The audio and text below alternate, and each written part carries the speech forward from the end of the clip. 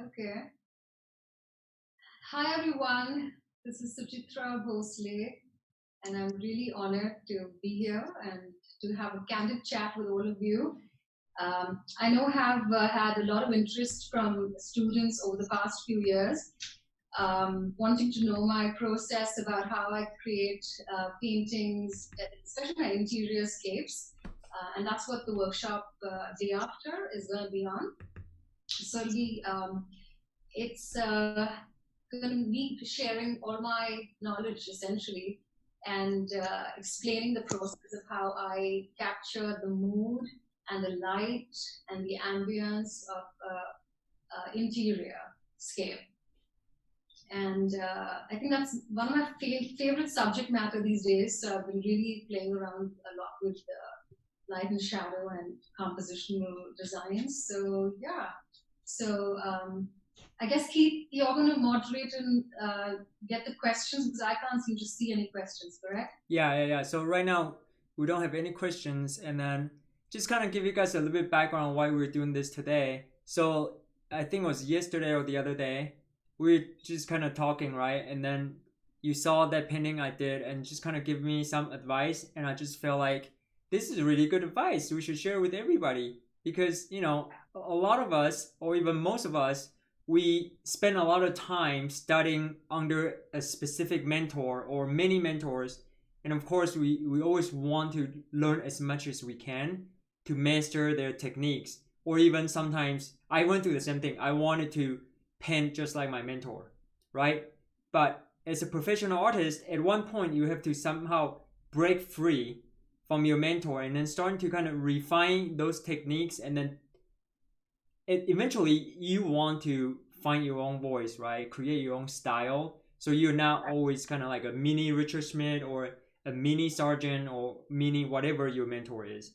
And I Right. think Suchi's got some really, really great advice, and also her own practices throughout, the years in the past, Yeah. right? Yeah. So I think we were talking about the importance of, getting your original yourself, the what's true to who you are and what's true when you see something, with your like the clear vision that you develop in seeing, shapes, values, and all of that, all the good, visual tools that we have to play with to make a painting come alive. So the key is, I think at the end of the day, we all start somewhere. I'm sure there are a lot of beginners here today as well, and as well as intermediate artists and for advanced, level people as well.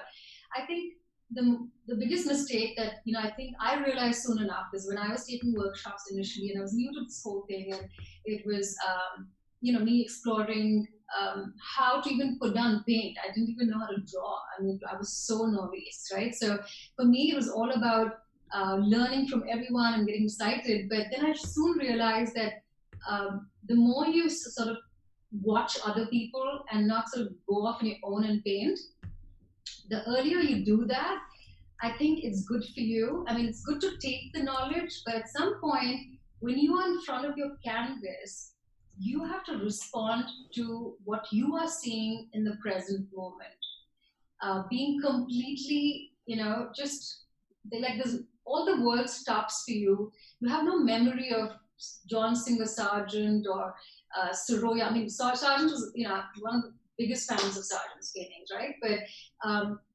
I have over the years developed my way of seeing, and because I think I have a less feminine, more testosterone side in me, I'm able to kind of put down brushwork very succinctly, like really briefly, but with a lot of confidence, because that's what I think bravura brushwork is all about. Now, that's my personality. So my personality is, half grace and half elegance, and more, tomboyish. So I think if you have that in you, just explore, find out who you are as a person, and when you're in front of the canvas, make sure your mentor is not in between you and the canvas. You are constantly looking at the visual and interpreting what you are seeing. Because if you bring someone else and you remember, okay, how did this guy, how does Soroya paint leaves, or how did Richard Schmidt, or whoever, right? Like, how did they solve a shape? And if you go back to memory, because you've done so many studies and so much reference work, that it tends to that knowledge tends to seep in, and then invariably what happens is your work starts to look like someone. So initially, when I started, of course, Jeremy Lipkin was my mentor, and I'm just glad that I started with him, and I picked up so many things from him because he's an extremely advanced artist, and I had like no clue of, when I started, I had no basics, fundamentals, none of that. But I went back to school, studied school as in I went to take a couple of workshops, and I did a California Art Institute, studied a little bit of drawing. But I soon enough, luckily, caught myself that, okay, this is me kind of now purging out what I learned from here and there in books. But now I need to start doing something of my own. So when you get excited about something in your work, if it starts looking like somebody else's work, just question it and stop and question, because you want to paint like yourself. Mm-hmm. And that's very important. So I was just telling Keith about something that's a lot of students lose sight of when they start to work. Yeah, and it's really surprising. I mean, some of the work we can see Jeremy's kind of influence, right? And I like that word of like you see the influence in your work because somehow you gotta learn something from your mentor, right? So you see the influence, but not the exact copy of it. And Correct. you did a really good job that you start to break off that we see like those paintings behind you, or even any of the paintings you post online now. We see that as it's Suchitra's work because you just have that unique way of laying down the brush strokes that represent you, right? Right. And any field, like in singing, in music, in painting, sculpting, you have a mentor. Of course, you want to learn from someone, Mm-hmm. but it's so important that when you are in front of the canvas, just forget everything. And something to talk about, I think it's a very interesting topic about playing in the unknown. And I forever did that because I just didn't know better. Like this whole concept of once you know your A, B, C to Z, you know your alphabets, right? And you start making your little words, and then you learn how to make sentences, and then you get good at making sentences. So you start formulating these little verses, poems. But to get to that haiku level, that has to be from the innermost depth of your artistic self. And I think that is so important because and it doesn't come early enough. You have to do many paintings and really hone in on that interest, curiosity, and then comes a time, and I'm 45 now. So for me, I think in the last 3 or 4 years is when I've started to actually blossom creatively. Yeah. Like I feel like I'm now starting to understand the game. I'm starting to now, have my own voice and things like that. And it takes time, but it's so important to stay in. I mean, you have to like be in it for the long haul. Yeah, and of course, like you were saying, it not only it takes a long time.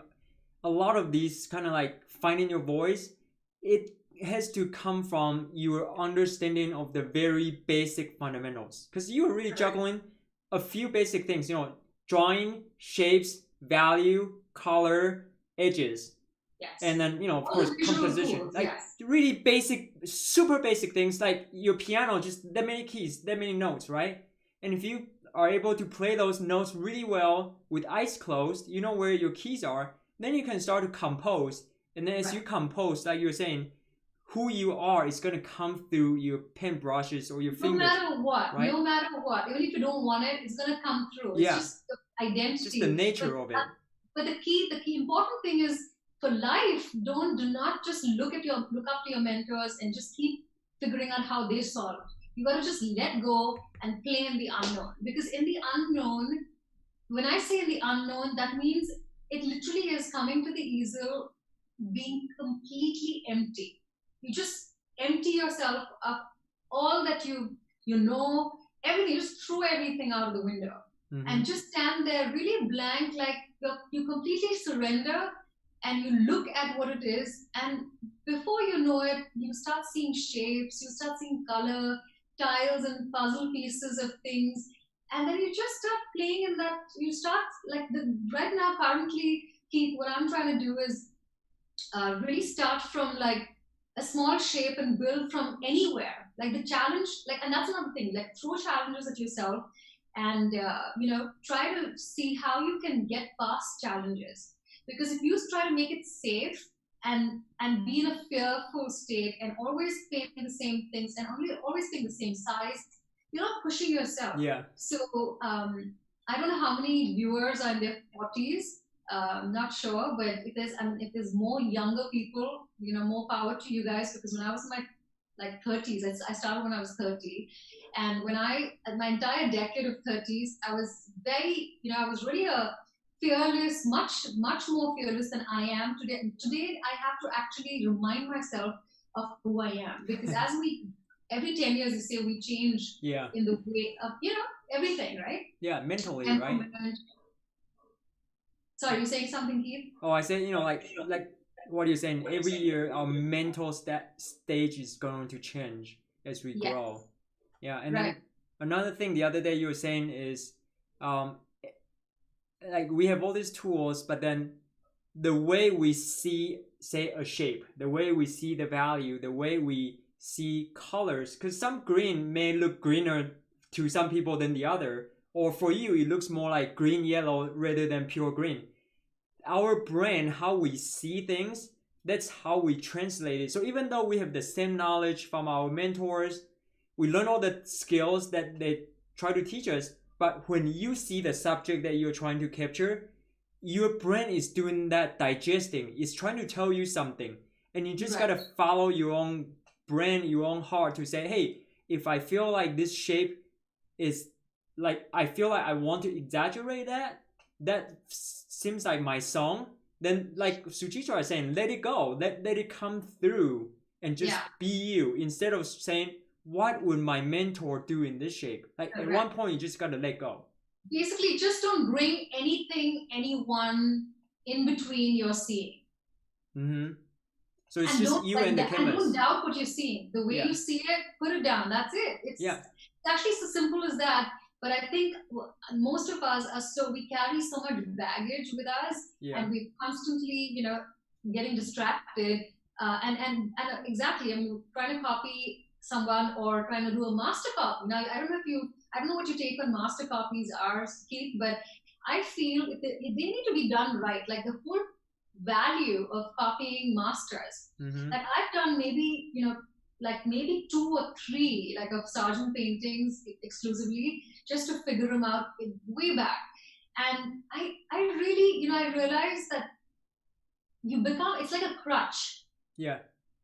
Because if you start doing those master copies, and most people, they're very proud of that, and that's fine. I mean, if it works for them, great. But I want to question what exactly are they getting out of it. Because I feel if you copy a master, you're basically solving that person's vision, the way he is seeing his visual. Because I mean, painting women, landscapes, I mean, the same subject matter, nothing's changed for like the last, I don't know, 300, 400 years.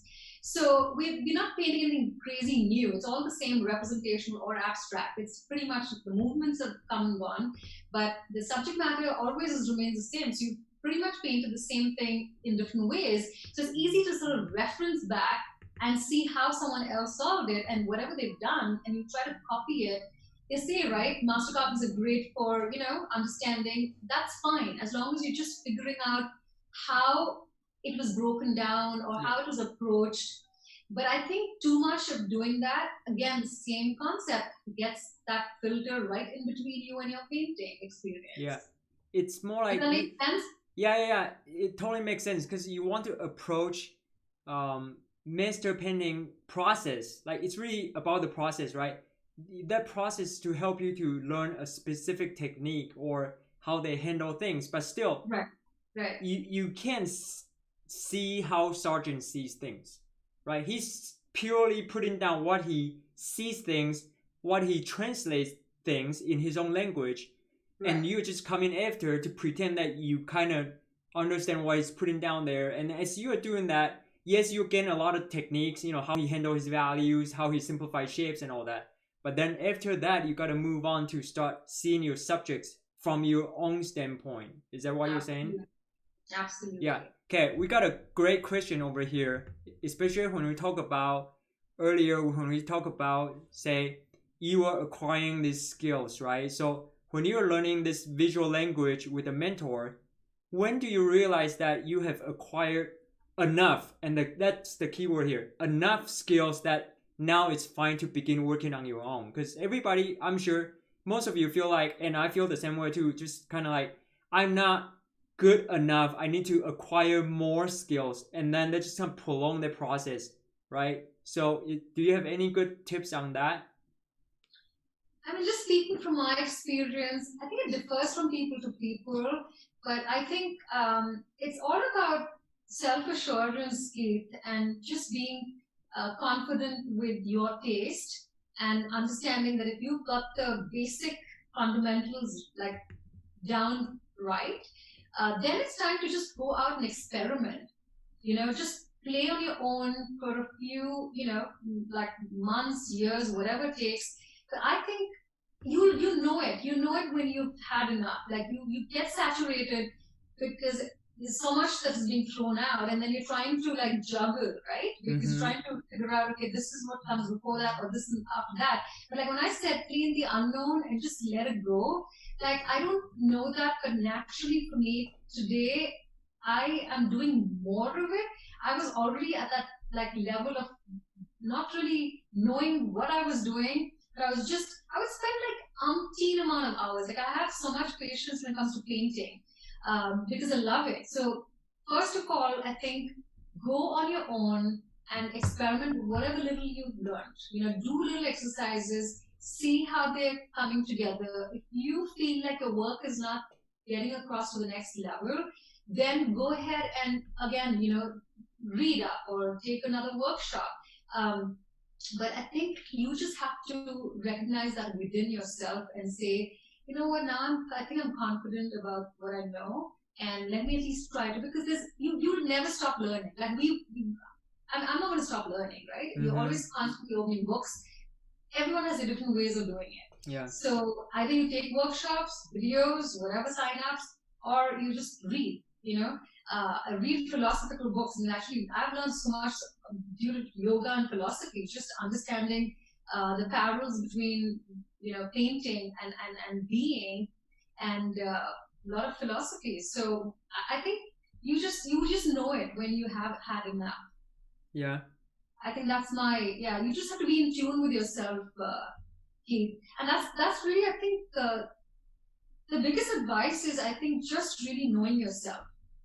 Yeah, I think that is not just for painting, for life too. Like I went, actually, this is personal experiences. I went through a long, I would say, I just turned 41, and I really would say for 40 years of my life, I try to be someone else. And it's this past year when I started Sentient Academy, I started to realize who I truly am, and then starting to really start to learn to love myself and love who I am. And that really just make the whole, you see the whole sentence, right? That's almost like an extension of who I am. I love art. I love helping you guys. I love connecting people. And when I embrace who I am, the things you can do, you'll be surprised, because that's where, like sometimes we see, what is the analogy? Like you're fighting against say you're a driver, right? And then instead of people saying, the driver and the car becomes one, right? So most of my time I'm trying to fight against my car. But once you've become one, you can drive so much faster. And I think painting is the same thing. Like the other day I did that portrait, I just let go everything and say, you know what, today I'm just going to have fun. That's the key thing. That's an extension from what we were talking a couple of minutes earlier, that you have to, the whole concept of playing in the unknown and being empty. This is exactly what it is. Just have to trust that whatever you know well, and just come there and have fun. I think that's so important because it's easy. People will say, "Oh, it's easy for you to say that now because at some level you're established and you have like galleries, this and that." No, it's not true because even there's still pressure to earn money even now. Oh right? yeah. Still pressure to make a living out of this, of Or course. even when you're more established, there's more pressure. But I think that more importantly, I think it's really at the end of the day that just be, God's going to take care of you no matter what. If you believe in yourself, it's funny how it happens. It really it unfolds a whole different stack of cards for you. Yeah. You just have to be fearless, trust yourself, and just get into something that you're completely be one with it, like the driver in that same analogy. Be one with it, have no filters come in the way, and do it because you're passionate about it. Doesn't matter how long it takes for you to paint, as long as you're having fun. Like fun means, and that's one of the things actually, like you said, how for me too, I think I've struggled with painting. Of course, we've all struggled. We have to go through the struggle because without struggles, the easy side, you won't get to see it. But now I've actually started to enjoy painting like in a whole different way. I had a phase when I started, I was nervous about it because I'd learned all this and I wasn't sure how to download all that information. So I was nervous. I was very, I put a big paying job for this career. So it was a whole level of, I've sacrificed, risk involved. So of course you're trying to prove to society, you're trying to prove to yourself more than anyone. And I think honesty and being determined, I think those, and I think also curiosity. Like you've got to be super curious and true to yourself and determined that no matter what storm comes along, you are in it for the long term. Yeah. Nothing can move you off the course. Yeah. That's and once you find that, once you find that passion and kind of like realign yourself and whatever you're doing, nothing is gonna be able to stop you because you truly found your voice. And by the way, I don't know if you guys know who Scott Jones is. Scott Jones is a great mentor to a lot of artists, and he just showed up. I saw his face here, so I just want to say, hey, Scott. Hi, Scott Jones. Yes, I am familiar with Scott because he often encourages me with my work on Facebook. So thank you for showing up, Scott. Yeah. Scott is a great support, and he just loves helping artists, and I'm just so glad he's here. So if you guys don't know who Scott is, look him up, follow him on Instagram. He always has really great thoughts. Speaking of great thoughts, I just got a really long question here. Let me see if I can relay this to you. Okay. By the way, if anyone has questions, feel free to unmute yourself and just ask questions. So let me see this one. Can we ask questions about how you handle shadows in your painting? It's amazing the way you do it. Shadow colors are a bit confusing. Do you look for complementary colors to the light plus the color of the object, but then there is ambience color and color that reflects? Okay, that's a long one, and there's still more, but we'll stay there. I know exactly what that person's asking. There is no recipe in my book. There is no recipe to this whole painting thing. I don't know how to explain this, but all you need to do, I think, it's really simple as that. If you can comprehend what I'm going to say, there's just these like 5 values you want to work with. Okay, so you've got the deepest, darkest shadow. So if I have to give you an example, let's see. I don't know if I should. Well, can you guys see this painting? Yeah. Okay, so the shadow on near his cap, like that is like the deepest, darkest. And then you have the entire background is another value. The darks all come together when you squint, and then there's lights, right? So now the shadow side of the face is not like super dark, but it still sits back in the shadow. So that's like your shadow pattern you compare that entire value with the darkest value that's tucked in here. These are the deep darks. And then you have like all that, and the shadow side that's not as anywhere as dark as that. So you're comparing. You're constantly comparing values to each other, and that's how you know how dark or lighter than in the dark family something is. Yeah. That makes sense? Yeah, and it's not just colors, like also values or drawing on shapes, color, everything. Well, color, right? Value is important first, because you can put any color, and if the value is right, it's gonna work, right? Yeah, but colors again, it's all about like looking at two things constantly, comparisons. Okay, which has more blue and which has more red. Yeah. Okay, that's it. Because the primary wheel, cool and warm, extreme notes, blue being your coolest and red being your warmest. And of course, yellow is like another color, but for warm and cool, those are the two colors.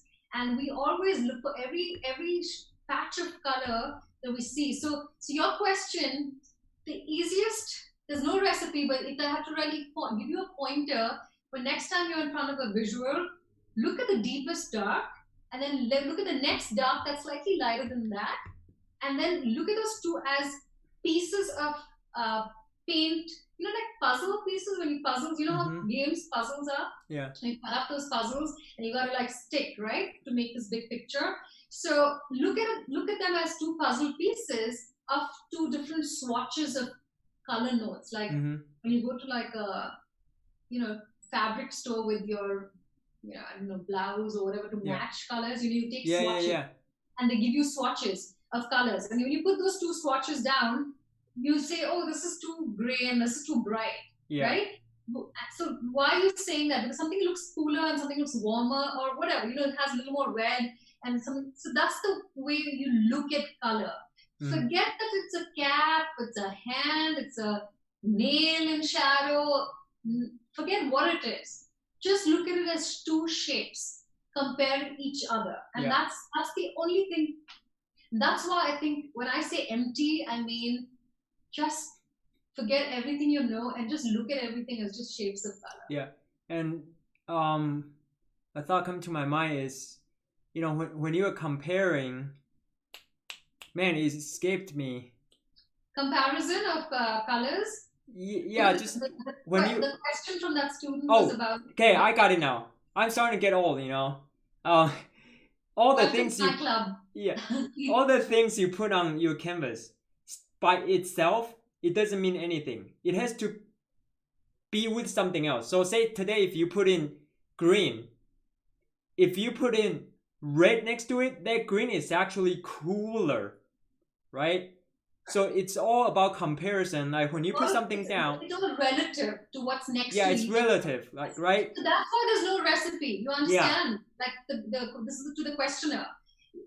There is no recipe only for this reason, because in the moment when you're seeing something, it's just a comparison in that moment, the way things are relating to each other. So that's why you have to be so present that's why you throw everything out of your head, your memory, and just visually be alive. Yeah. Okay. And you will see the note comparison and the color relationships, but always compare two things at minimum 2, 3 maximum. Okay, then let's move on to the next question. Sure. So I get a lot of people asking a lot of more like technical questions, and it's just so much harder to explain this without demoing it. So today we'll try our best to kind of address some of the big questions. But if you want to get more like hands-on to see how Suchitra said turn the form or handle color temperature and that stuff, not only she has a workshop coming up this Friday, she also has another workshop that's recorded on Sentient Academy that's available for a portrait. So if you want to really do a deep dive, I would recommend you to take the workshops. Really, same thing. It's Zoom. You can ask questions. But today, just kind of let's get through a couple of big questions here. So, how do you get reference photos to paint? Do you usually work towards a collection of paintings or whatever comes to your mind? Well, my practice work is usually just images from fashion magazines or something that has a really extreme light and shadow play. But I do have an extensive collection of references Mm-hmm. from all my models I've had before and I hired and painted from life. Yeah. So yeah, I use that material for compositions, and I constantly challenge myself. Like I said, try and do the same composition with a whole different key of value and a whole different color combination. Mm-hmm. Try out, juxtaposing complements together, and just like try new things and see what ticks. So Yeah. that's yeah. Yeah, and even like the other day, you posted this portrait of a girl with the red, a lot of red, and then there's the gold. And sometimes that kind of color palette could be intimidating because there's so much red. But there's subtle value shifts in the whole form because you're not just cat red medium the whole thing. There's little shift in there, and that's great example of challenging yourself. Like when you see Right. something, you just feel like I don't think I can do this. Well, you don't know until you try it. Just try it out, right? Exactly, Yeah. exactly. Yeah. So here's another question: do you start your painting with detailed line drawings, or do you just paint and then just find shapes as you go? I do it both ways, just depending on how I'm feeling with the reference. I think it all depends on the quality of the reference, the kind of reference. My work has a lot of mood. I don't Mm-hmm. know if you can feel it, like see it, but there's always like a different, like all melancholic or sensual or Yeah. some kind of a feeling, and it's all to do with I think the design of it. And if I feel like the design is abstract enough for me to like plunge and dive into the abstract unknown world, I will. But if I want to sort of play it safe and it's a little not so abstract, but I want to kind of go after a whole different look and feel, then I'll be a little careful and just get a basic drawing. I mean, nothing extraordinarily Yeah. detailed, but I'll just block in a few lines and key things, and then just start the process like that. Yeah. Yeah. So for my workshop that's coming up, Keith, the Yeah. interiors, The right? interior one. So I'm super excited about it because I think with the interior scapes, like the mood for me, I think is best uh, captured in those paintings. I feel Yeah. in my interiors. And I just went on a whim one day. Like this was the first trip I think to Italy and some church. And church, you don't want to like sit there and scroll out your easel and start Yeah. Yeah. painting. But this one church, I don't know, I just had like a little mini pochade box thing, and I had it on me, and they were the sweetest, like in like little old Sicily somewhere. And this old man, he said, "Yeah, sure, if you want to," I was taking pictures, and then he was, "Are you a painter?" And that whole conversation went on. And he said, "Yeah, sure, as long as you're not coming in the way of the worshippers of people, you're fine." Just like snuck in a little corner, and that was my first time I actually painted from life, and it was so different from the photograph that I clicked, right? Later Yeah. I went back and I was like, wow, I don't have the right contrast. So then I kind of realized that most of the time you don't get opportunities to paint from churches, like these holy places. And I love the light in these places. Yeah, especially in your work, And you have like a little totally window. capture that, right?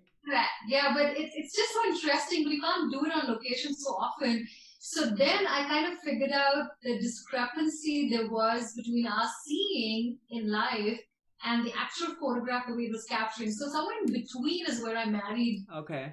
my way of doing it. Like I said, okay, I guess we're so subtle and very subtle and gray in nature, and the photograph is giving you this like crazy illusion. Somewhere in between would be a great interim. And then I started like flowing towards the abstractness of interiors. Now I'm getting a little more looser and understanding shapes better, designing them even more better, and then I also stylizing them. Like I think stylizing shapes is a whole different topic. Like And I think that's one thing you do extremely well is I was watching the footage you get us. Of course, these are kind of behind the scene right now. Nobody's seeing it, only me. But later on we'll release these. But I see when you were laying down your strokes, you were designing shapes as you go, and that's one big I would say advantage that you have over a lot of people, because you're constantly thinking about shapes, and that was why your composition is so strong, because you're not just drawing exactly what you see. You are actually kind of like, in the beginning we were talking about this, right? The way you see it, you digest it and becomes your own voice of describing that shape, and then you put it down just purely how you see it, right? Or how you think it will work for you. And the more you do this, especially like you just brought up a really great point here, is you don't just paint from the photograph, or you just go out and paint from life and copy exactly. You meeting somewhere in the middle, and in order for you to do that, number one, you kind of need to know who you are, right? Because what really get drawn out of the scene, only you know what is interesting, right? And then number two is you are making changes between the photograph and the life. You're making some decisions to tweak it in a way that will wow yourself. And then as you are doing that, that's why you were able to capture all this mood, because like you said, you are the person who are drawn into the mood. So as you're thinking it that way, your mood is expressed in your painting, and that's why you capture such great mood in your paintings. Sorry, but so I think in the workshop, like the after, I think this is what I'm gonna be like doing more, is just really explaining how compositionally, how you think about things. The process is going to be more about composition and bring that contrast, even if there isn't one, and really how to play in that middle value key, because that's where all the painting really happens. Yeah. And I'm excited to see that, because like we can talk about this all day, but until we actually see you work on the piece and then just see the whole thing kind of emerge. I'm excited about this one. Yeah. Really and then you show me the portrait too and figures. Yeah. But I think interiors is a whole different love affair. So, and you actually show me the reference you'll be painting, and I'm even more excited to see that, because just the light, and of course you this will tie to the next question. Is kind of about your color palette. You have some like King's Blue, right? That's one of the colors that you use. Like how do you choose your color palette? Did you kind of just take Jeremy's palette and go from there, or what is that process? Pretty much, because he was my first mentor, and I mean, that was my first palette that I got used to. But now, since then, I've added like few other colors as well. But essentially, that's like the basic. I think it's a Richard Schmidt palette actually. So it's like it's got cool and warms of each color, and then the blue makes so much sense because you are constantly making a middle value out of blue and alizarin crimson. So save time. That's why we have green. Like you save time having a virgin green on your palette, because blue and yellow you're constantly mixing.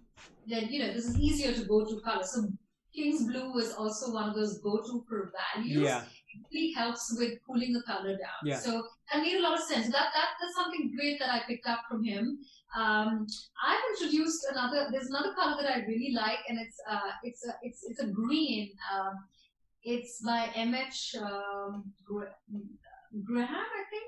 And it's like it's not a sap green. It's a kind of between sap and phthalo. I don't have the name right off the bat, but it's a green that I've started using a lot in my paintings, and it actually gives a very cooler touch to all the skin tones. Oh. Okay. Half-tone areas. So even in my interiors, I use it sparingly, but I kind of like that green. So I have increased my palette since. Yeah. And of course, like as you're doing interior scenes, it might be a bit different from just pure portrait. Like it all depends on what you're painting, right? And then you may add some accent or I would add like cadmium yellow, as in and cadmium orange a lot more in my interiors and outdoor paintings than I would add to my interior figures, say, or portrait, right? Because the cadmium yellow, unless you're using for jewelry or something, then you really see the glint. Then you want that really harsh, warm yellow. Yeah. So and of course, this is kind of like we talk about again. You gotta get some basic stuff, and then you start to worry about some of these convenience colors. In the beginning, just stick with limited palette and really learn about your values. If you can't get value figured out, it doesn't matter what color you have on your palette, it's not gonna work. Get your values, Right. like strong values. And then Mike Mom has this great quote. It's probably like some quote out there, but we hear it a lot. Value does all the work, but color is getting all the credit, right? Right. So if you guys are kind of struggling with colors or even color temperature and all that stuff, forget colors, forget color temperature. Just go back to the values. See how that black and white sphere exercise.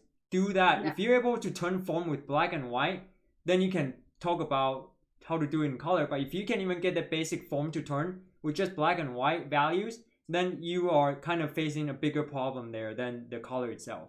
So that kind of take care of a question about color temperature and how to use it to turn form. We'll probably just kind of leave it at that. And then here's a good one. Any tips for dealing with periods of creative blocks? Good question. So my advice to you is you have to be disciplined and not, fall prey to the bait that the mind throws at you, because you do one painting one day and you're super excited because it's coming out great, then you're all motivated, right? Like you want to go and get another one, and you don't want to eat, and you don't want to do this and that. And then you go in there and you produce a painting that's like really crap, and you are just struggling and you're having a worst time and you're just not sure what's going on and you hate it, and then you feel like, I don't want to paint anymore. That the person who gives up at that point is the one who doesn't get ahead. And really, this came from such an experience of doing this. I mean, being a woman, a whole different level of hormonal swings, and happens to all of us. And I think discipline really gets you out of your funk. So you have to set yourself goals. Have a certain regime that no matter what comes your way, you don't just do this much. Even this much, just do it. Yeah. If it's drawing, sketching, like I do that now every day. So that gives me some great, confidence for the rest of the day. And also makes me feel aware of myself, how I'm feeling. And this whole thing about, just being not buying into what your mind is feeding you constantly, because that's where meditation and that whole yoga helps. I've started playing tennis now, and tennis is you have to be so present and constantly on. That helps. So I think your lifestyle habits have a lot to do with the way you feel when you show up at the studio. So if you have to push yourself and say, no, it's fine. I mean, I have a block, but I'm going to do something to do with art today. It doesn't matter. I'm not going to just put on Netflix and start watching something or take a walk outside, right? So no excuses. I mean, I think it's a hardcore way of doing it, but actually, you have to just do it. That's my because being an artist, or even if you're doing this as a career, actually it's like any other career, right? It's a long haul, like you said. It's not like you feel like painting for 2 years and it's great, and then you just kind of quit for 5. Unless you're someone like me, I quit for 10 years, 15 years, and I couldn't handle it, and I came back, start painting.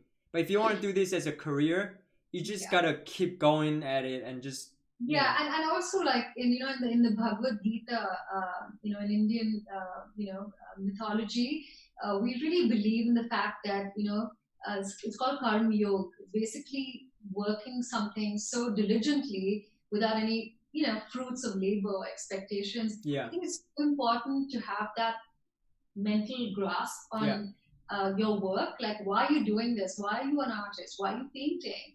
I think if you have that clarity, you really come with some certain level of honesty, and then there's no expectation, because you're just enjoying your experience. Again, you're it's putting having down, fun. You're just listening to some great music, you're in the flow.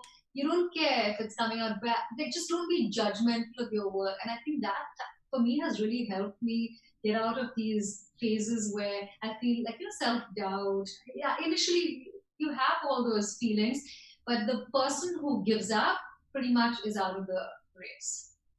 Yeah. So here, there's a great question I see here. It's about some aha moments, but this is a great question because it's not just kind of like in general about aha moments, but I like this person, Jesse. I think this person is actually one of our sentient students, so I'm glad this Okay, person's cool. asking a great question. Are there any fundamental ideas, concepts, or breakthroughs that's actually fueling your advancement as an artist? So I like the angle because aha moments doesn't just happen like this, right? You gotta have some footwork, fundamental stuff go into it to kind of get to the aha moment. So if there's any teaching or basic fundamental concepts that it's so key to you to turn on that light bulb, like what would you say that thing is? Great question. I don't know if there's one particular. I think for me, it's about the level at which I'm going within, like within myself, and blocking off the noise. I think that to me has improved my work. Does that make sense? Like I have completely blocked out noise Mm-hmm. and just stopped like figuring out what I need to paint, what's selling, what others are doing, you know. Yeah. That sort of, I think, mindset gets you to sort of really go within, and then you become this like honest and true person to your craft, and you start seeing things differently. Yeah. So I mean, it's a very, it's a question that there's no one thing. I mean, I can give you like the initial 10 years, what were like these things that propelled my advancement would be like, oh, understanding, how to design shapes, or understanding how to get color harmony, or like those kind of things, like just knowing that it's all about visual seeing, like because if we get our memories in between, we stop seeing. You know that, yeah, right? Because if we call something a name and start painting it, you are attached to it yeah. emotionally, Like right and now, you want to see it. if we What? say we're painting a peach, you're starting to see the peach, and then you Right, right, right, it's affecting you. right, right. So you're not you're not objective about it, right? So Yeah, you're basically just getting in that different state of looking and seeing. But I think more and more you get into a meditative state of like blocking out the noise and just really being completely empty and staying true without a filter in between you and your seeing. That in itself is an aha moment. You just like wake up to a whole different way of seeing, and it's very elusive. Like it can like escape like that if you again if you demand for that experience. It's really it's a crazy thing. But the more the more you let go, and the more like the flow, the flow that you all yeah, talk about, the musicians get into, painters get into, where you're not even aware of yourself. And that all that experience comes from just going with it. yeah. That's great. And then let's see here. I'm just trying to merge some of the questions together so it makes more sense. Sure. Let's see. Just give me 1 second, because some. Let's see here. Oh, this is a good one. So there are a couple people here. They want to try to get out of realism, and it's more about when you're painting something, you're making it abstract with shapes and values and all that, and capture the mood. Like, how do you determine how abstract to go with a piece, and versus stand with a little bit more detail, and because if you look at the painting in the back there's some abstract shapes, but you put in just enough detail to tell the story. For example, the face back there, you put in just enough to create a focal point, but everything else is quite abstract.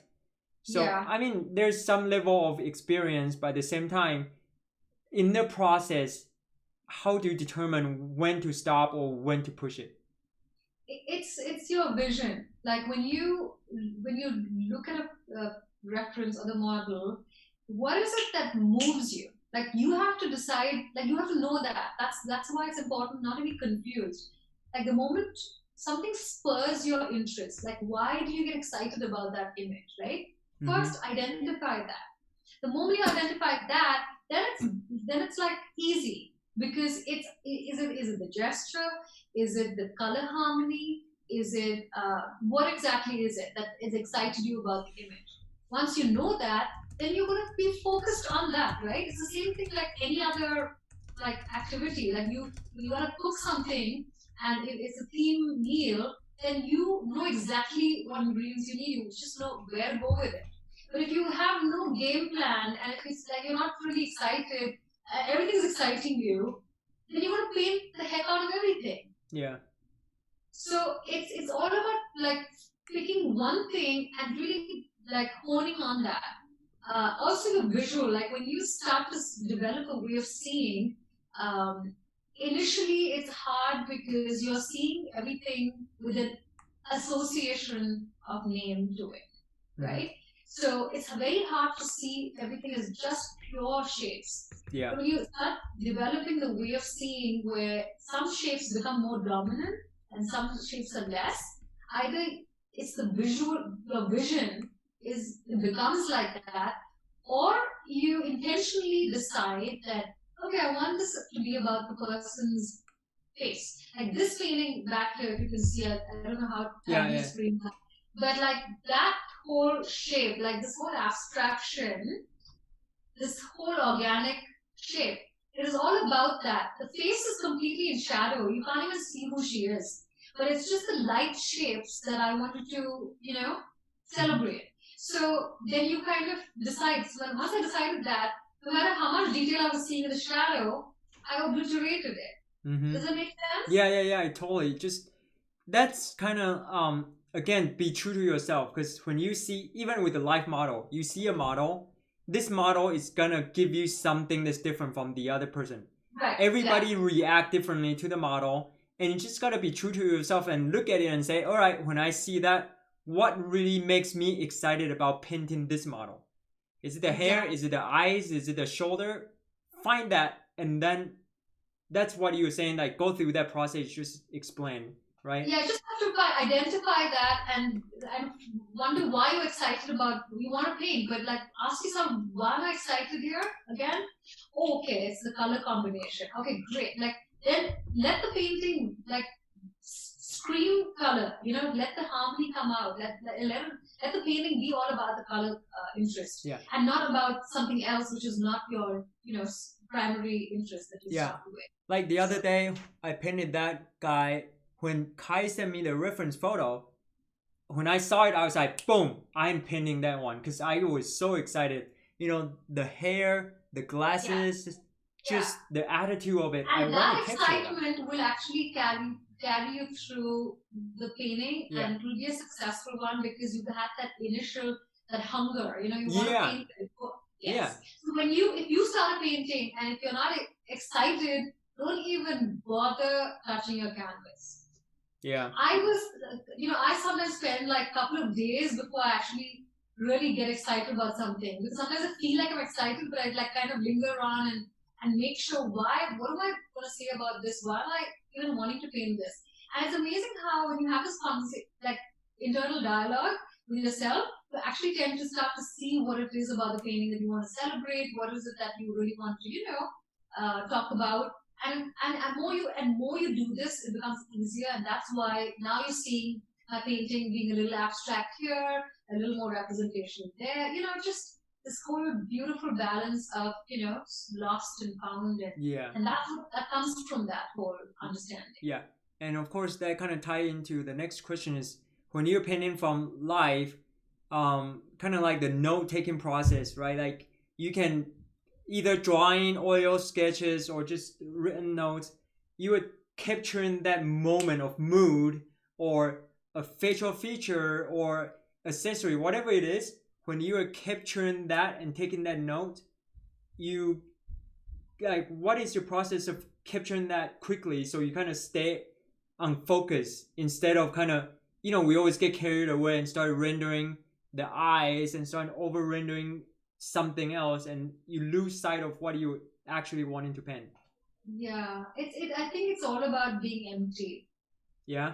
Sounds so counterintuitive, but I can't stress enough about staying completely empty and just responding to something. It's like you were blind, and Mm-hmm. suddenly you got like you were blind. You had no idea of the world, how it looked. Yeah. Okay, just think about that for a minute, and it completely like you get your vision back, and you suddenly see everything, but there's no brain coming in the way. So your mind is absent, but your entire visual field is alive. So how do you reach that stage? It's only by cutting out the noise, no? Mm-hmm. You have to be completely like devoid of the mental chatter, the monkey mind. Yeah. Because the moment what we as when we start off in a painting, we're looking at all this and we're like, trying we get excited, we're fearful, but we just don't. We start naming everything, and okay, how do I paint that earring? That's it. Once you just call it a name, you got attached to it, and then you just start to paint the heck out of it because you are not seeing the abstraction in it.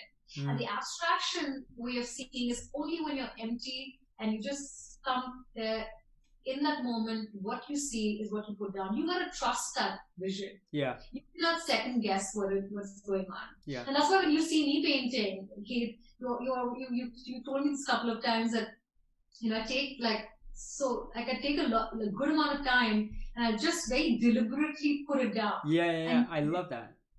But and most people look at my work and they think that I've done it in like 2 hours or 3 hours. And sometimes no, it takes me a couple of days, but it's literally there's no rush. Like there's just this beautiful dance with you're seeing, you're doing, and you're being. And like you And say, it's really there's nothing in between. It's you and the canvas, and don't let anything get in between you. And you can take as long as you want. Just think and feel and decide how you want to translate that shape with whatever brushes, paint, tools. But by the end of the day, it's all about you. Like yeah. how And do don't you paint respond to it?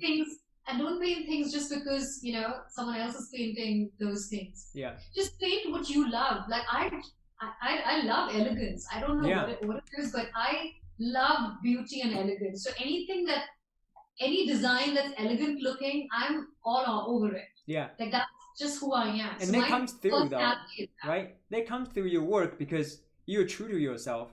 And we are kind of running out of time here, but at the end, I think Already? Wow. I Okay. know there's some really good discussions here, and I see a very great question here is, someone from India is asking, is there any community of oil painters which brings artists together that we should be part of?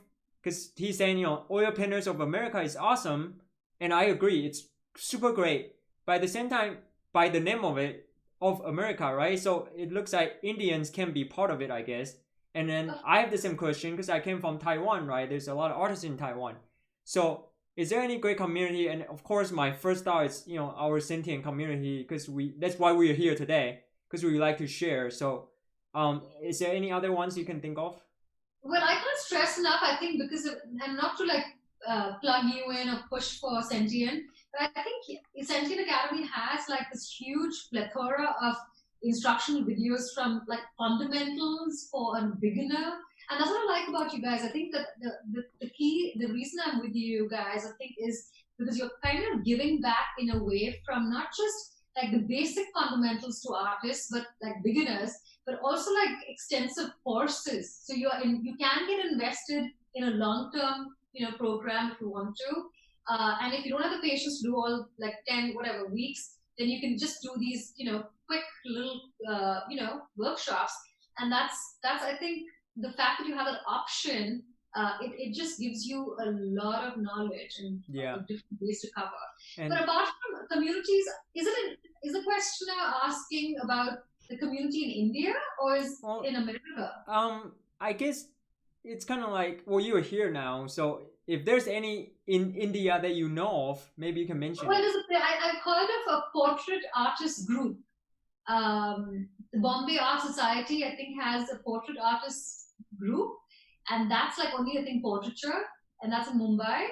I think there's one other in Delhi, or Gurgaon. Someone's begun. I think I can always like plug in later, and we can talk. We can mention it. But this I know the Portrait Artists group is like it's like a club of artists who show up and do like paint, portrait Mm-hmm. drawing, Yeah. paintings, live. But apart from that, in India, I'm not aware of, unfortunately. But in the United States, definitely, I mean, there's the American Impressionist Society. There's the Portrait, Society of America for Portraiture. Then there's, of course, the Oil Painters of America.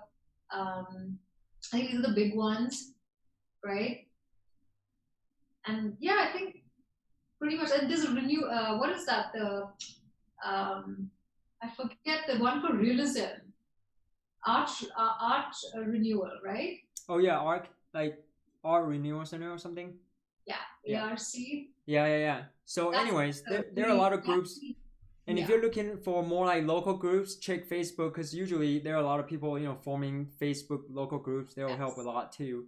And In fact, I had a workshop in India, and we had like a group of students, and they all formed their own little, group in Gurgaon, in Delhi, Gurgaon, in North India. So yeah, so you just might want to look up on Facebook local groups to see. There's a lot of people out there now begun yeah, small so groups. um, the time is up. I just want to talk about a couple things that's coming up. So thank you so much for you guys joining us from all over the world. I see Cindy here. Cindy is one of our students from Australia. Great student, works super hard, and of course there's a lot of other ones I recognize here. Thank you so much for coming here today. And this is actually, you guys are part of this first episode of the whole new series we're doing because when COVID hit, if you guys want to show your camera right now, just at least Suchi can kind of get to see you guys face to face, kind of say hi while I'm doing this. Since COVID hit, we started the whole summer long of an hour free demo on Mondays, and that's been great. We give you guys a lot of free demo showing you how to perfect your skills. But then summer's over now. We're kind of shifting gear. So from now on, for the next couple months, we are entering into this next series. It's called Life as a Pro Artist, and Suchitra is so great to give us this very powerful first episode. So we are really gonna talk about a lot of more in-depth intellectual mindset or even best practice to become a professional artist. So today I was working all day really hard to get the whole September schedule. So we have Josh Clare coming up, Brian Mar Taylor is doing one, and then next Monday is Liz Harris. She's a great student of Casey Childs, and of course we just spent a whole week with Casey last week in his workshop, and of course his workshop is available now on Sentient. I learned a ton from it, especially you guys are asking about colors. He did a great explanation on color theory and how to use colors. I would check that out. And who else? Adam Clegg and Dan Schultz just barely texted me. So we have a whole all-star lineup coming on board on Mondays. So it's every Monday 4 p.m. And just watch out for Sentient Academy, or right now if you're watching on YouTube, subscribe to the YouTube channel so you don't miss any, because you don't want to miss the chance to meet the artist, pick their brand, and even get some best practice to help you to become the professional artist you want to be. Because we recognize a lot of those questions are not really talked about, and even if you're talked about in a lot of things out there, it's really marketing heavy, and we don't want to be all about like marketing. A lot of it's hard work, right? Or even like tonight, all the things we talk about is to help you to find who you are and tune into your true self. If you want to develop your voice through your art, first, like Suchi saying, you gotta be empty. You gotta face yourself and just let your personality, let your feeling, let your mood come out and then go through your whatever medium you're using and capture that. So of course, I'm excited because we're gonna spend 3 hours on Friday morning for your workshop. So forward to it. oh yeah, so some of you already signed up. Great. don't forget to send in your work for the critique. And if you are not signed up yet, go on Sentient Academy, check it out because it's coming up this Friday. So if you want to learn like some of these pictures we see here to capture that really moody, vibrant, saturated interior scenes with the figure in it, I would say Suchitra is probably one of the top person I can think of right now to teach that. So I'm really excited and I hope to see you guys this Friday. And thank you, Suchitra, for this insightful hour. Oh, my pleasure, guys. Thank you all for whoever showed up and put their questions out for me. Thank you. Yeah, so it's kind of late in some areas, so I'll let you guys get back to your daily routine and we'll see you either Friday or in the near future. Yep. Okay, thank you. Bye, everybody. Night, everyone.